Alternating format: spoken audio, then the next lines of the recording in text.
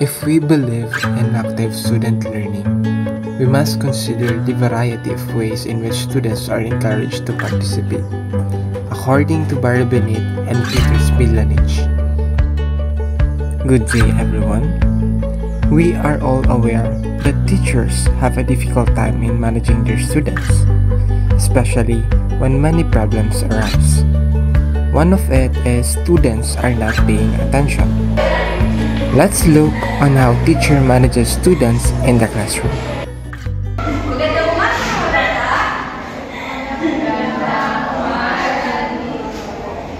Magandang umaga mga bata.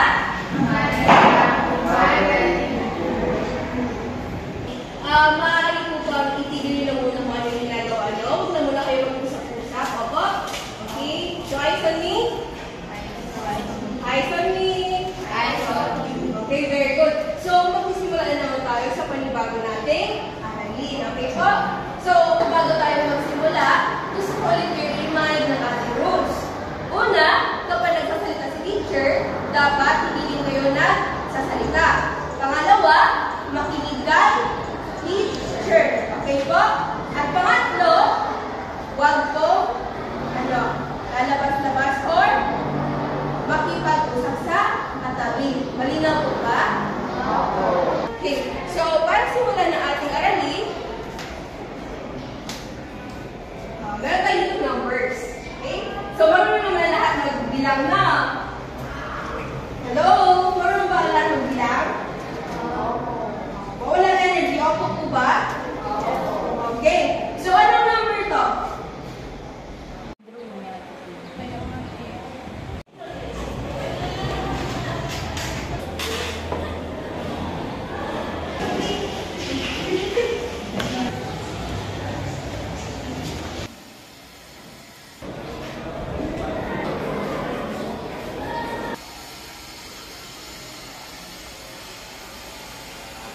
Eyes on me, class.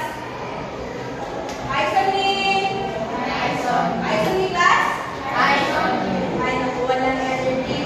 So, maaari po ba tumayo muna ang lahat para tayo ay mag-ehersisyo? At tayo ay ililid ni Kenneth. Hindi Kenneth, kung kayo sa unahan. Ilid mo yung classmate mo kasi wala silang energy.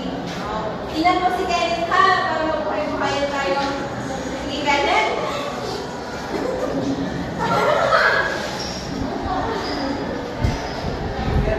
Hindi,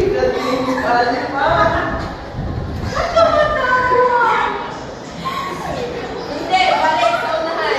Hindi ka na mag-exercise. Ulitin. Chikading, palipad. Chikading, palipad.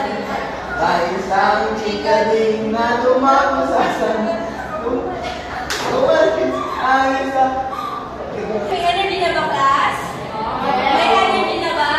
Opo! Sige, Kenneth, thank you so much. Ito na rin ikaw. Muna na tayo.